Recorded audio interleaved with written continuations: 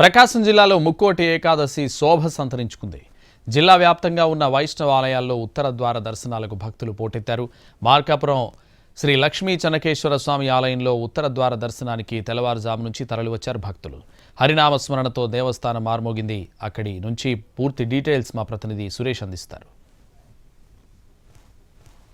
ముక్కోటి ఏకాదశి పర్వదినాన్ని పురస్కరించుకుని ప్రకాశం జిల్లా వ్యాప్తంగా ఉన్న దేవాలయాలు ఉదయం నుంచే భక్తులతో కిటకిటలాడుతున్నాయి. ప్రతి ఆలయం దగ్గర ఉత్తర దర్శనాల ఏర్పాటుతో భక్తులు తెల్లవారుజాము నుంచే దర్శనాలు చేసుకుంటున్న పరిస్థితి. ప్రస్తుతం మనం ఒంగోలులోని శ్రీ లక్ష్మీ చెన్నకేశ్వర స్వామి ఆలయంలో ఉన్నాం. ఇక్కడ చూసినట్టయితే పెద్ద ఎత్తున ఉదయం నుంచే ఉత్తర ద్వార దర్శనాలు చేసుకునేందుకు భక్తులు తరలి వచ్చిన పరిస్థితి.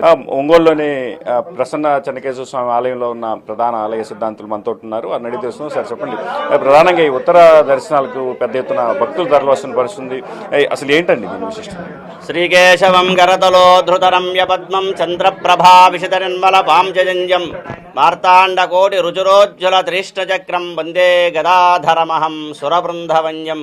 శ్రీమరికలాండకోటి బ్రహ్మాండ నాయకులు ఆది మధ్యాంతరహితులైన ప్రకాశం జిల్లా కేశవస్వామిపేటలో వేంచేసి ఉన్న శ్రీ భూనీలా సమేత చెన్నకేశ్వర వారి ముక్కోటి ఏకాదశి పర్వదినం.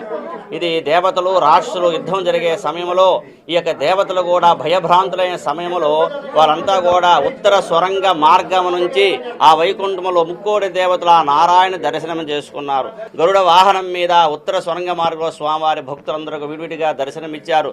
ఈ రోజున ఆ స్వామిని దర్శనం చేసుకుంటే మనకున్న సర్వ దోషాలు కూడా తొలగిపోయి డైరెక్ట్గా వైకుంఠ ప్రాప్తి కలగాలి అంటే ఈ రోజు నారాయణ దర్శనం చేసుకోవాలి.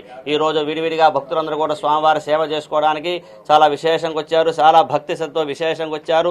ఈ రోజు రావడం చాలా ఆనందంగా ఉంది. స్వామివారి దర్శనం చేసుకోవడం విశేషం.